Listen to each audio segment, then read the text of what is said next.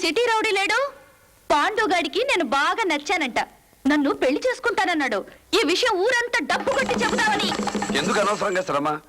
10,000 పారేస్తే టీవీలో చెప్తారుగా. సిగ్గులేదు?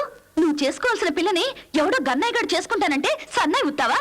చూడు, నన్ను చేసుకున్నావనుకో, ఎవడన్నా నీకు కన్ను కొడితే వాడి మీద కేసు పెట్టి కోర్టుకి ఇడ్చి గొంతు నొప్పి పుట్టే వరకు వాదించి శిక్ష వేయించాలి.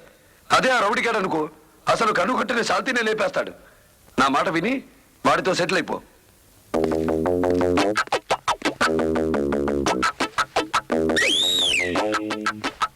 అయ్యోయ్యో, ఎవరైనా చూస్తే దిష్టి తగులుతుందమ్మా.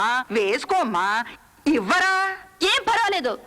నీ మనవడు నన్నే పెళ్లి చేసుకుంటారని డిక్లేర్ చేయాలి. లేకపోతే ఇప్పుడు ఒకటి విసిరాను కదా, అలాగే ఒక్కొక్క గుడ్డ తీసి విసిరి పారేస్తాను. అయ్యో, తొందరగా ఒప్పేసుకోరా. అన్ని అబద్ధాలక్క.